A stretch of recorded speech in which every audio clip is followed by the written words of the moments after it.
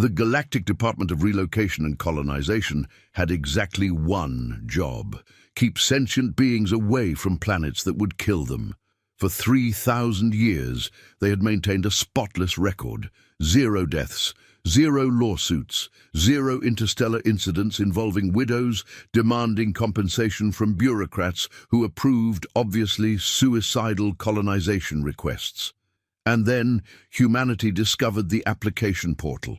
Grixel Vaughn Platch had worked at the GDRC for 68 years. He was a Quentherian, which meant he had 7 fingers on each hand, perfect for processing paperwork, and absolutely no imagination whatsoever, which made him ideal for government work.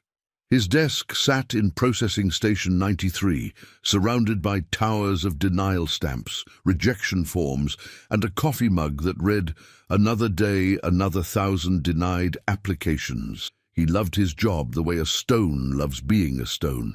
On the morning everything changed, Grixel was reviewing application number 8337, 442-991, from a Plexian family wanting to colonize a pleasant Class M world with adequate rainfall, moderate temperatures, and absolutely no geological activity worth mentioning. Boring, safe, approved. Stamp next. Application number 8337-442-9992 caught his attention because it was the first time in his entire career that he had seen someone request colonization rights to Venatrix 9. Venatrix 9 was not just a death world, it was the death world, the platinum standard of absolutely not under any circumstances. The planet where atmospheric pressure could crush a cargo ship, where the rain was sulfuric acid, where the local wildlife considered starship hulls a light afternoon snack. Grixel checked the species designation on the application. Human, Sol system, Earth. He had never heard of them. He pulled up the species database, which took 45 minutes, because the GDRC's computer system had been installed during the previous galactic era, and nobody wanted to upgrade it, because that would require forms. So many forms. When the file finally loaded, Grixel's primary eyes widened, then his secondary eyes widened, then his tertiary eye, which he only used for reading fine print, also widened. Earth was classified as a Class 11 death world. Humans were requesting permission to leave a death world to colonize. Another death world? Grixel did what any rational bureaucrat would do. He checked if this was some kind of prank. The galaxy had a surprisingly robust tradition of elaborate hoaxes, usually involving species that had discovered alcohol and decided to see how much chaos they could create before getting arrested. But no, the application had all the proper documentation: biometric scans, medical records. A very detailed essay about why the applicant, a human named Ratch Dimbleton, felt that Venatrix 9 offered exciting opportunities for atmospheric research and possibly some really aggressive fishing. Grixel read that sentence 14 times. Aggressive, fishing, on a planet where fish weighed 6 tons and had developed a taste for titanium. He flagged the application for supervisory review and moved on to the next file, assuming this was an isolated incident of temporary insanity. Application number 8337-442-993 was also from a human. This one wanted to colonize Pyroclast 4, a world that was essentially a continuous volcanic eruption with delusions of being a planetary body. Application number 8337-442-994. Human, requesting Thermodax 7, where surface temperatures averaged 400 degrees and the atmosphere was composed primarily of vaporized lead. Number 995. Human. Cryo Mortis, the ice world where everything was dead and frozen and had been for the last billion years. By application number 8337-443,012, Grixel had stopped counting. There were hundreds of them, possibly thousands, all from humans, all requesting the absolute worst real estate in the known galaxy. He did what any government employee does when confronted with something that doesn't fit the manual. He scheduled a meeting. The conference room on level 38 had hosted some of the galaxy's most important decisions. The Treaty of Harmonious Coexistence had been signed here. The great territorial dispute of Sector 9 had been resolved here. Someone had once spilled coffee on a chair here, and that chair was now in a museum. Grixel sat at the end of a table long enough to land a shuttle on, surrounded by his superiors. Department head Klinvex was a being of pure energy contained in a diplomatic suit. Assistant Director Thumba was a massive creature that looked like someone had crossbred a bear with a filing cabinet. And Senior Analyst Prigzella was a floating brain in a jar who communicated through interpretive dance and passive-aggressive memorandums. "Explain," said Klinvex, her energy field crackling with bureaucratic irritation. Grixel projected the applications onto the wall screen. The sheer number of them made Thumba grunt in what might have been surprise or indigestion. With Thumba, it was hard to tell. "These humans," Grixel began, "have submitted 9,462 applications for colonization permits. Every single one is for a classified death world. Every single one." Prigzella's jaw wobbled, which was her way of expressing concern. "Perhaps they don't understand the classification system," Thumba suggested, his voice like gravel being processed through a bureaucracy. "I checked their educational standards," Grixel replied. "They're a technological species, spaceflight capable. They have universities. They understand gravity, for void's sake. They know what these planets are." "Then they're suicidal," Klinvex said flatly. "The psychological evaluations say otherwise. Every applicant passes the mental health screening. They're enthusiastic, genuinely, disturbingly enthusiastic." The meeting descended into the kind of silence that only happens when bureaucrats realize they're facing something that might require thinking rather than just stamping. Finally, Prigzella's jar pulsed twice, which translated via the built-in computer as, "Send an evaluation team to Earth. We need to understand what we're dealing with." Nobody wanted to go to Earth. Class 11 Deathworlds were not on anyone's list of preferred vacation destinations. But regulations were regulations, and if these humans were genuinely serious about colonizing worlds that made their home planet look pleasant by comparison, then someone had to investigate. Grixel volunteered, mostly because he had a feeling that sitting behind his desk wasn't going to protect him from whatever administrative nightmare was coming.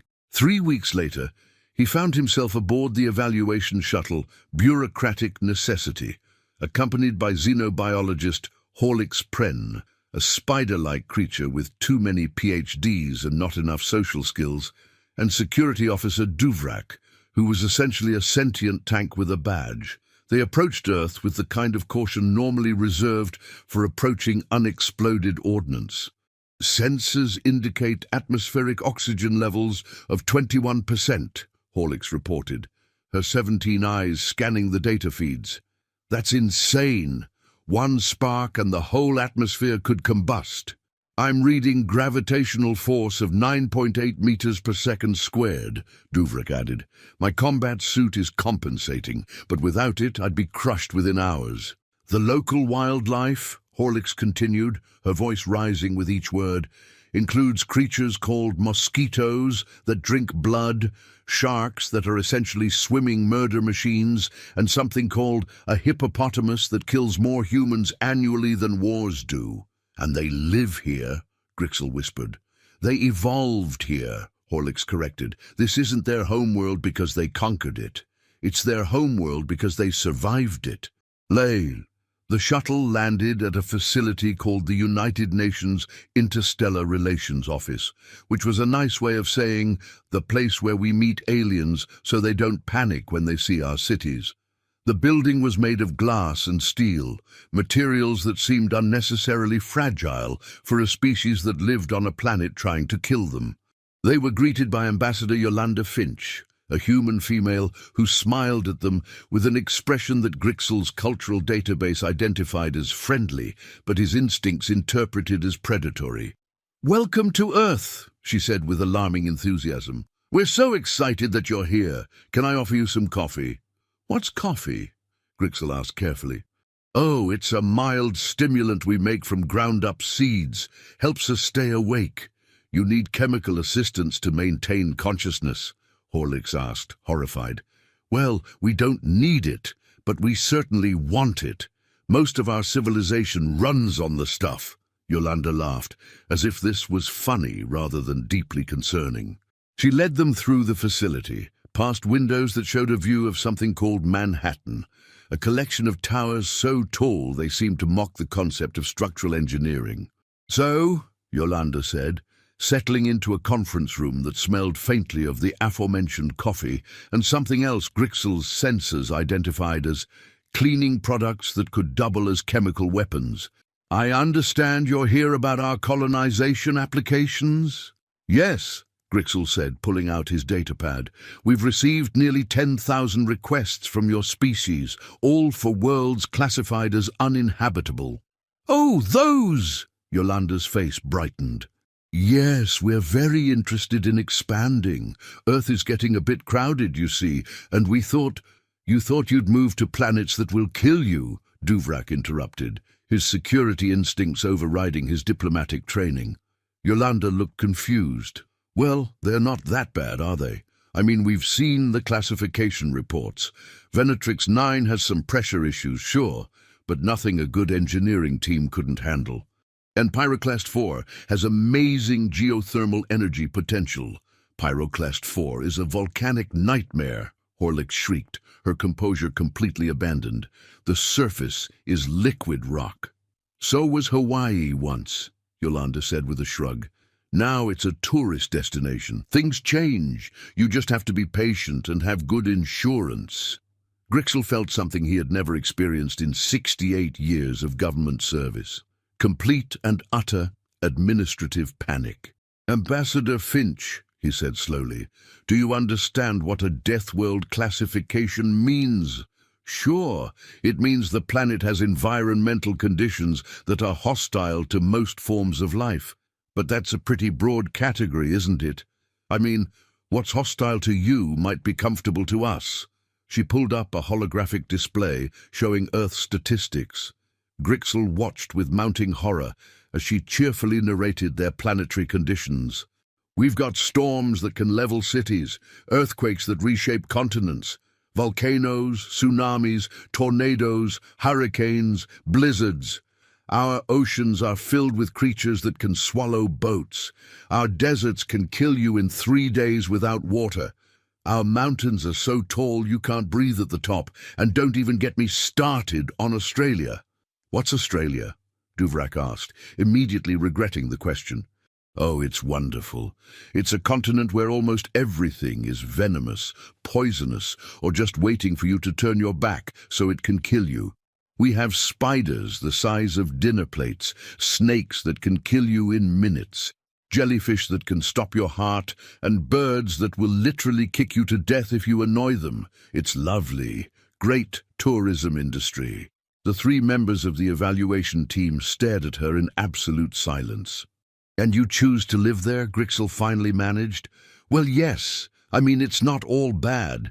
We've got beaches, rainforests, the Great Barrier Reef, though that's dying because of climate change, which is another thing we're dealing with.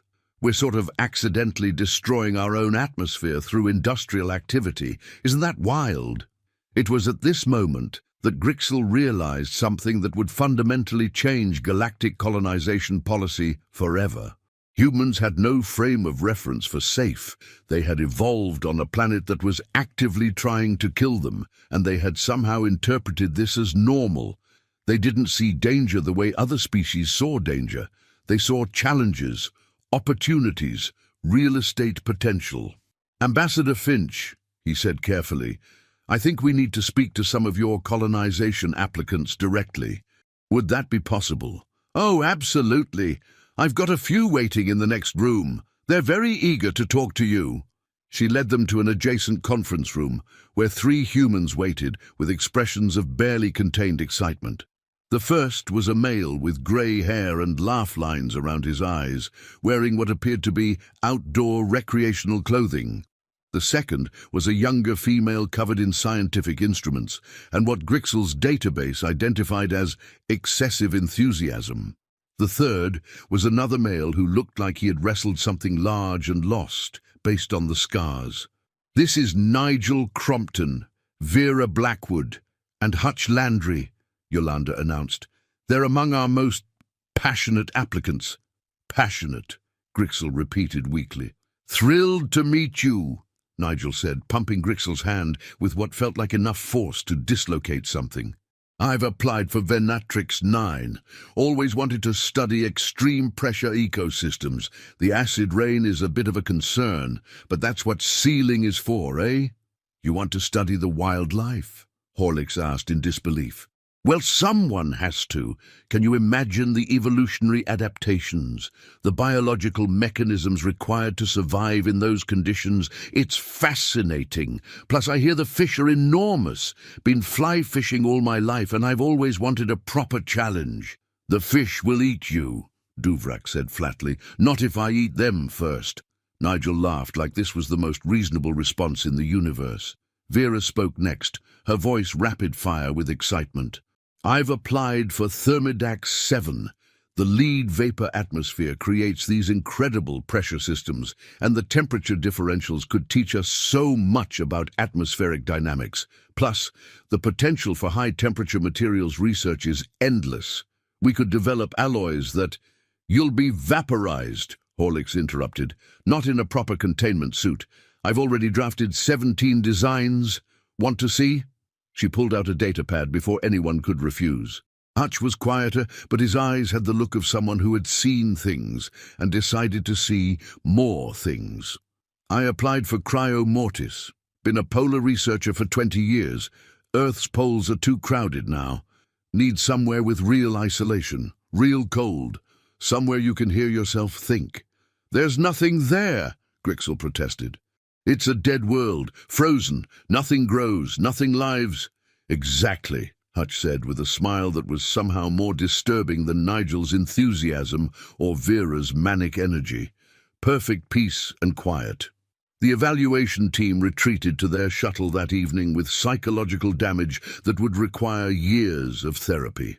"They're insane," Horlicks muttered, her 17 eyes unfocused with shock. "Every single one of them. Clinically, certifiably insane." "They're not insane," Grixel said quietly, reviewing his notes. "They're adapted. They've spent their entire evolutionary history on a planet that's one disaster away from extinction, and instead of becoming cautious, they became curious. Instead of fear, they developed enthusiasm." "What do we tell the department?" Duvrak asked. That was the question, wasn't it? They returned to GDRC headquarters with a report that was simultaneously the most detailed and most unbelievable document ever filed in the organization's history. Grixel had included biometric readings, psychological evaluations, video evidence, and a personal statement that essentially said, "I don't believe it either, but it's all true." The report triggered an emergency meeting of the entire Galactic Council. Species from 300 worlds gathered in the Grand Chamber, a space so vast it had its own weather system. Grixel stood at the central podium, feeling very small and very overwhelmed. "Honorable delegates," he began, his voice amplified across the chamber, "the species known as humanity has submitted applications to colonize 32 classified Deathworlds. After thorough investigation, it is my professional recommendation that we approve these applications." The chamber erupted in chaos. Delegates screamed in 17 different languages. Someone threw a ceremonial chair. The weather system, sensing the emotional turbulence, began generating small storm clouds. Councillor Vrexis, a being who looked like a very disappointed mushroom, demanded order. "Explain yourself, Grixel Vornplatch. Have you lost your mind?" "No, Councillor. But I've seen humans, and I understand now that our classification system is flawed. We've been measuring danger based on our tolerances, our biology, our psychology. Humans evolved under conditions that would kill 90% of Council species within hours. They don't see Deathworlds the way we do. They see opportunities. "Then they'll die," shouted Delegate Plinks from somewhere in the upper galleries. "They've been dying for millions of years," Grixel countered. "And yet they're thriving. Their population is in the billions. They've conquered their own planet despite it trying to kill them daily. If we don't let them colonize these worlds, someone else will eventually, and I'd rather have humans doing it under regulation than having them show up independently and doing void knows what without supervision." This argument, surprisingly, carried weight. The galaxy had learned that trying to stop a determined species was far more difficult than trying to manage them. After 6 hours of debate, several fistfights, and one instance of ritual combat that ended in a draw, the Council voted. The applications were approved, with conditions. So many conditions. Humans would be allowed to establish a single test colony on Venatrix 9. The colony would be monitored continuously. Medical teams would be standing by. Evacuation ships would remain in orbit. And if anything went wrong, the entire experiment would be shut down immediately. Grixel was assigned as the official observer, a role he accepted with the resignation of someone who knows their life has just become vastly more complicated. 6 months later, he found himself on a transport ship approaching Venatrix 9, accompanied by Nigel Crompton and a group of 23 other humans who had been selected for the initial colony establishment. They called themselves the First Wave, which Grixel found ominous. Venatrix 9 loomed in the viewport like a bruised eye socket. The planet was predominantly purple and grey, swirled with storm systems that could be seen from orbit. The atmospheric pressure readings made Grixel's instruments scream warnings. "Beautiful, isn't she?" Nigel said, standing beside him with an expression of pure joy. "It's a nightmare," Grixel replied. "Same thing, really. The best places usually are." The colony site had been selected by computer analysis as the least likely to kill everyone immediately, which was not exactly a ringing endorsement. It was a plateau region where the pressure was merely crushing rather than instantly fatal, and where the acid rain only fell during most of the year instead of all of it. The habitation modules had been designed by a team of human engineers who seemed to take the phrase "over-engineered" as a personal challenge. Each module could withstand pressure that would collapse a military bunker. The seals were redundant to the point of paranoia. The environmental systems had backups for their backups, and yet, as Grixel watched the humans disembark onto the surface in their pressure suits, he couldn't shake the feeling that something would still go wrong.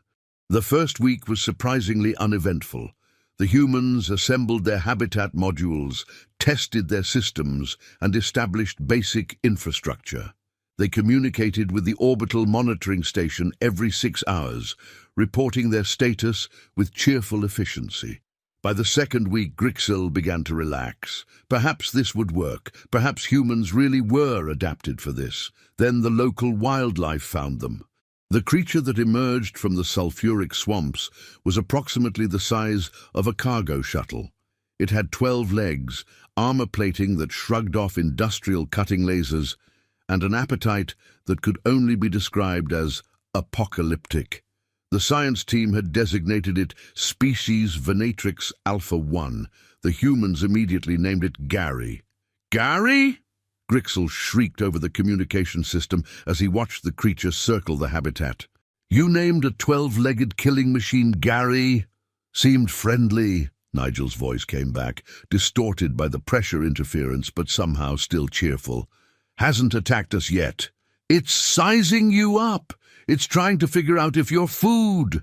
"Everything tries to figure out if we're food. We're used to it." Gary turned out to be curious rather than hungry. It spent several days investigating the habitat, occasionally pressing its sensory appendages against the viewing ports, fogging them up with whatever passed for breath in its biology. The humans, displaying either remarkable courage or remarkable stupidity, studied it. They took samples when it wasn't looking. They recorded its behavior patterns. They published a paper describing its movement mechanics that was apparently very well received in human scientific circles. "You're insane," Grixel told them during a weekly check-in.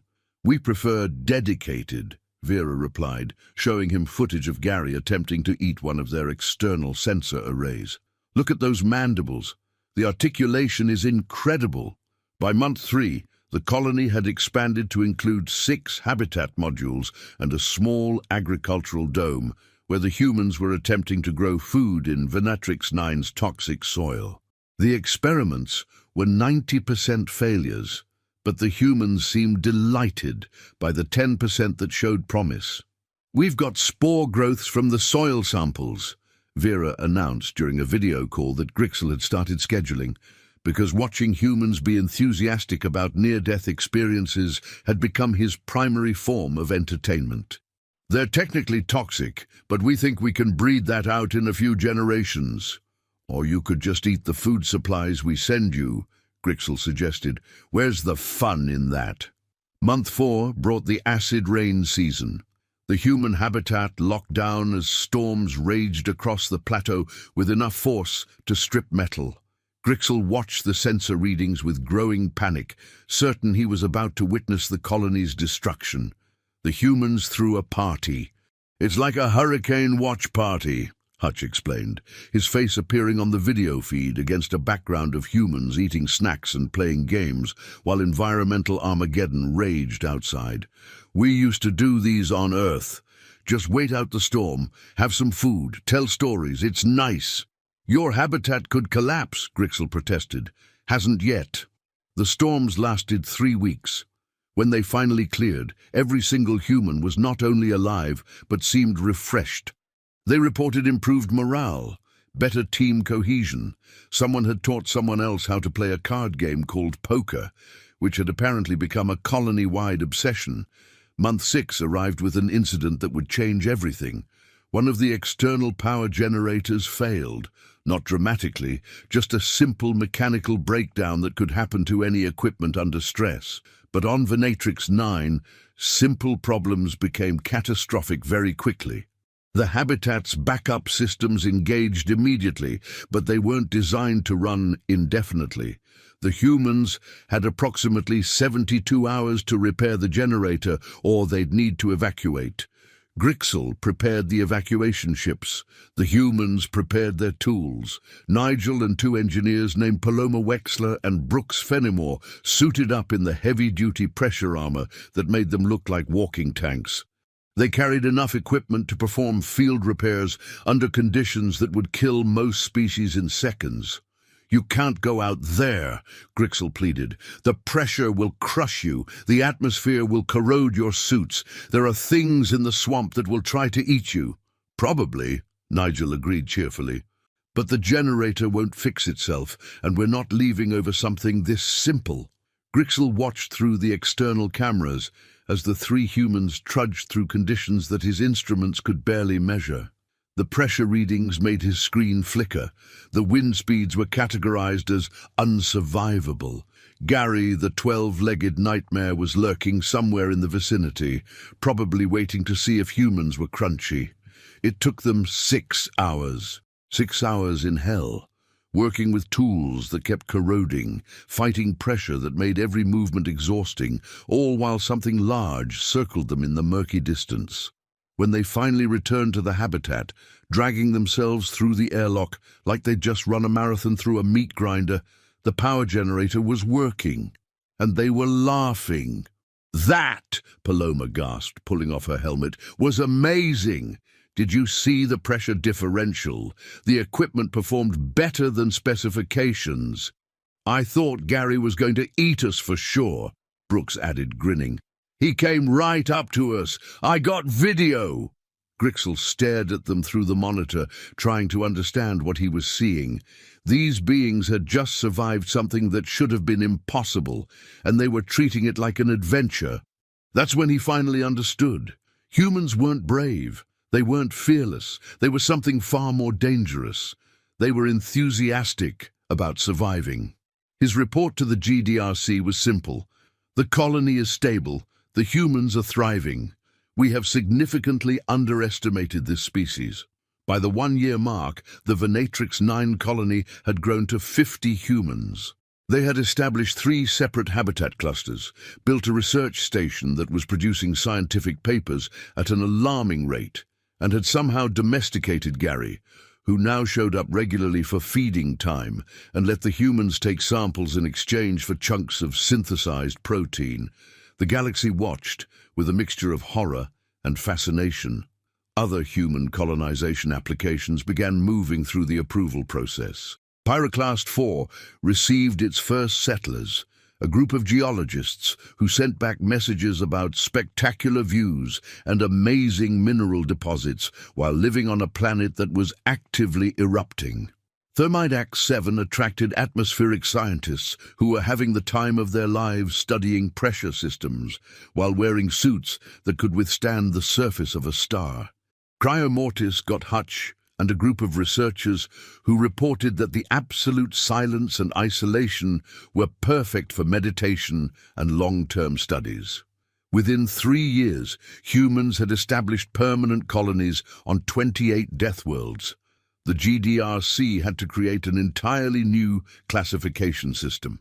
Grixel found himself promoted to Director of Human Colonization Affairs, a position that had been created specifically because someone needed to manage the administrative chaos.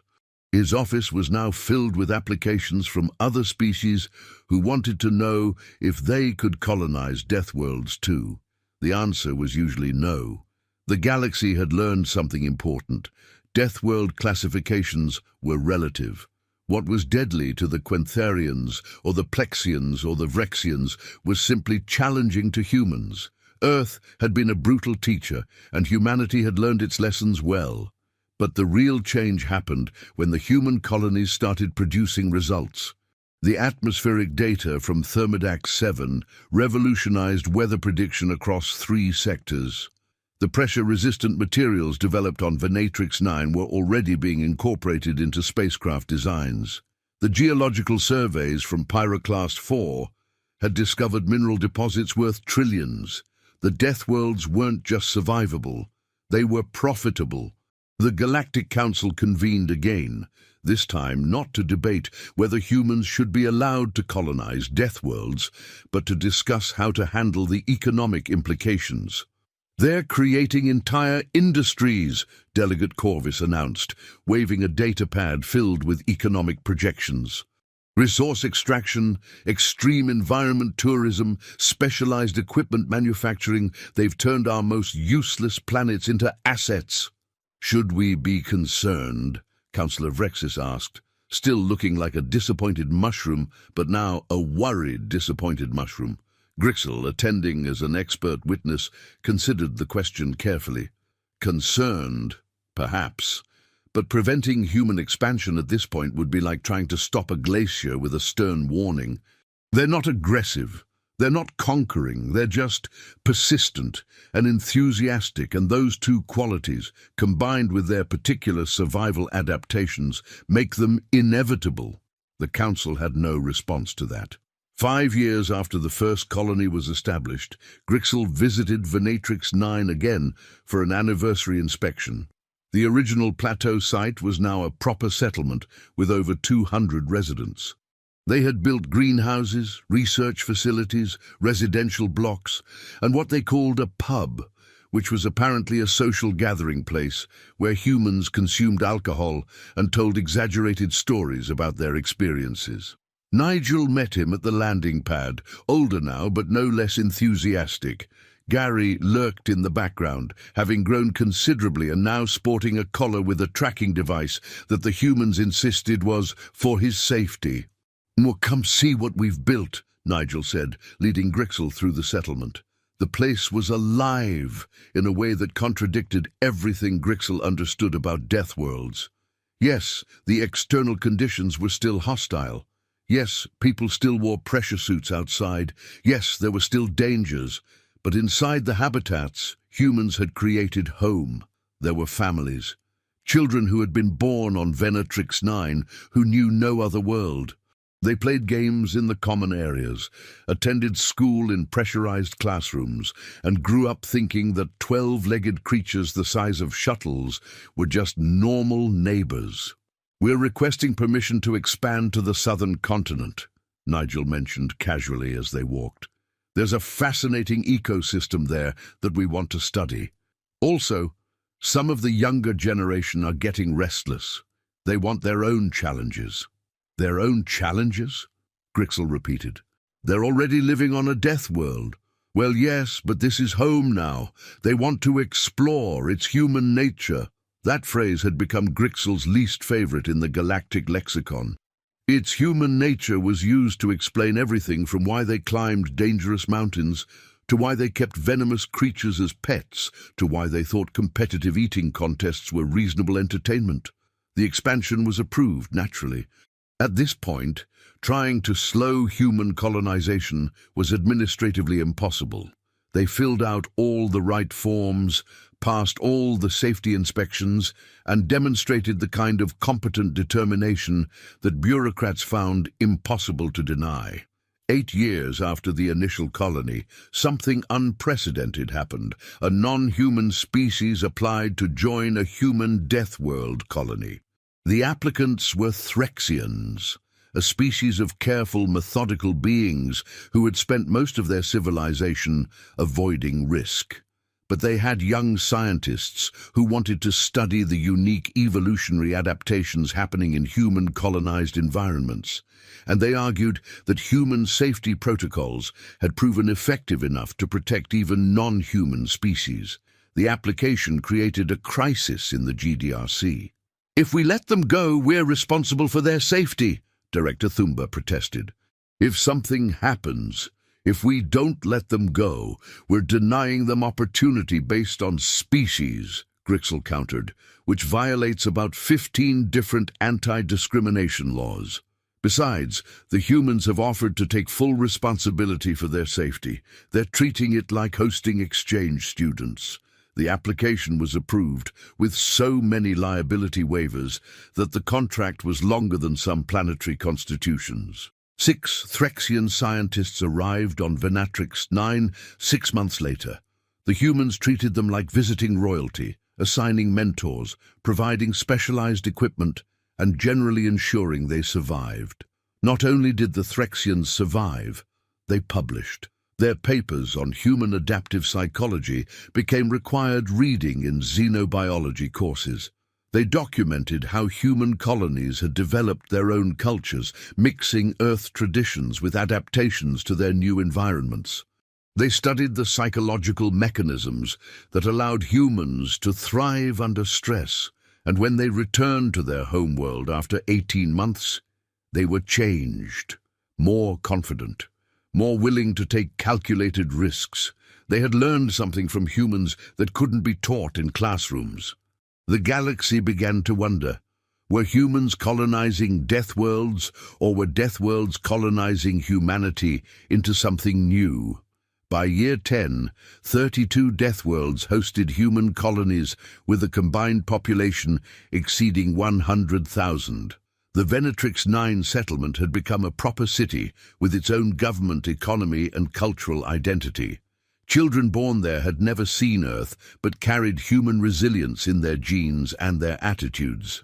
The GDRC had evolved too. What had started as emergency protocols for managing dangerous colonization had become standard procedures for high-risk environment settlements. Other species, inspired by human success, began applying for previously unthinkable worlds. Not the worst death worlds. Those remained stubbornly human territory, but challenging environments that would have been rejected automatically a decade earlier. Grixel's department had grown from 3 bureaucrats to 300.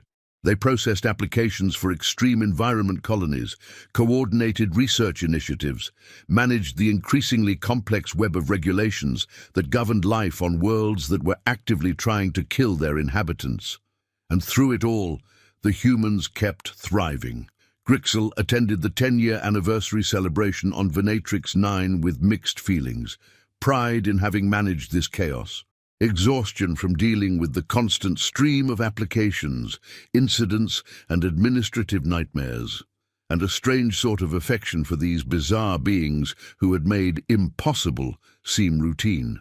The celebration was held in the central plaza, a pressurized space large enough to hold 500 people.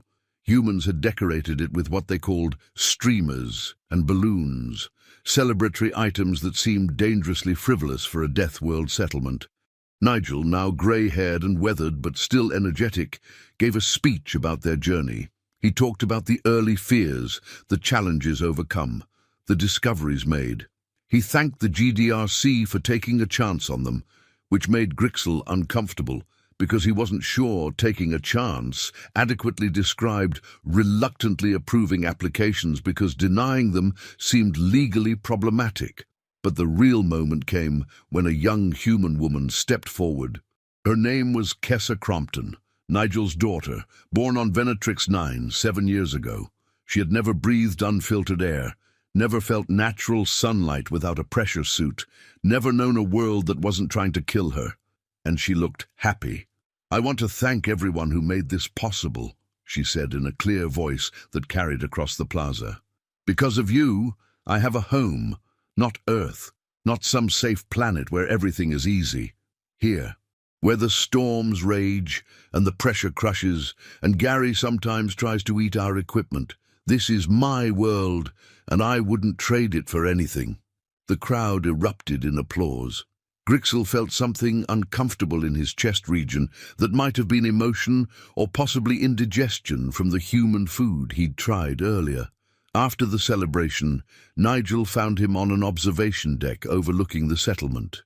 "You know what I've realized?" Nigel said, staring out at the purple-grey landscape. "This isn't about conquering Deathworlds. It's about understanding that death and life are relative terms. Earth taught us that life finds a way, even in the harshest conditions. We're just continuing that lesson." "But why?" Grixel asked, the question that had haunted him for a decade. "Why do you want this? Why choose hardship when you could have comfort?" Nigel smiled. "Because comfort makes you soft. Challenge makes you sharp. Our ancestors survived ice ages and plagues and predators that wanted to eat them. We're not special. We're just the descendants of beings who refused to give up, and that's not going to change just because we left Earth." The next morning, Grixel's datapad chimed with a notification. Another batch of human applications had been submitted. This time, they were requesting permission to colonize worlds that hadn't even been classified yet. Worlds in unexplored regions. Worlds that might not even be survivable. Grixel stared at the applications for a long moment. Then he approved them. Because if 10 years had taught him anything, it was that trying to predict what humans could or couldn't survive was a waste of administrative resources. They would find a way. They always did. By year 15, the original Deathworld colonies had become hubs of research, commerce, and cultural exchange. The Venatrix 9 settlement had split into 3 distinct cities, each with its own character. Pyroclast 4 hosted the galaxy's premier materials science institute. Thermodax 7 had become a training ground for engineers who needed to understand extreme conditions. And Earth? Earth was proud of its chaotic children, spreading across the galaxy like a particularly determined fungus, taking root in places where nothing should grow and somehow making it work. The Galactic Council had stopped debating human colonization and started studying it. Xenoanthropologists wrote papers trying to understand the psychological mechanisms that made humans suitable for Deathworlds. Economists analyzed the new markets humans had created. Politicians wondered what it meant for galactic power structures when a species could thrive in environments others couldn't even visit. Grixel, now Director General of Extreme Environment Affairs, maintained his office on the GDRC headquarters station, but spent half his time visiting human colonies. It had become necessary. Not because they needed supervision, they were remarkably self-sufficient, but because the rest of the galaxy needed someone who understood humans to translate their perfectly logical decisions that seemed absolutely insane to everyone else. Like when the Venatrix 9 colony proposed building a school for xenobiology that would accept students from any species, provided they could survive the entrance exam, which involved spending a week on the surface studying local wildlife. Or when Thermodax 7 colonists developed a sport they called pressure diving, which involved jumping into the atmosphere from orbital platforms with specially designed suits and seeing how long they could stay conscious under the extreme forces. Or when the Cryomortis researchers discovered microbial life in the ice and immediately started a campaign to protect it, complete with environmental regulations that were stricter than those protecting human settlements. The galaxy learned to expect the unexpected from humans, but the real surprise came in year 20. A derelict colony ship was discovered drifting in an unexplored sector. The ship was ancient, its technology dating back thousands of years. Inside, preserved in emergency stasis, were survivors of a species that had attempted to colonize a world they called Paradise. The world had killed 99% of them. The survivors were revived by human medical teams and brought to Venatrix 9 for recovery, because by that point, human Deathworld colonies had the best facilities for treating environmental trauma. The species called themselves the Eldrithan, and they were broken. Not just physically, though their bodies bore the scars of their failed colonization, but psychologically. They had encountered something their civilization wasn't prepared for: failure in the face of nature. Their paradise world had seemed ideal: perfect atmosphere, suitable gravity, abundant resources. But they hadn't accounted for the biology. Native microorganisms that their immune systems couldn't handle. Allergens that triggered fatal reactions.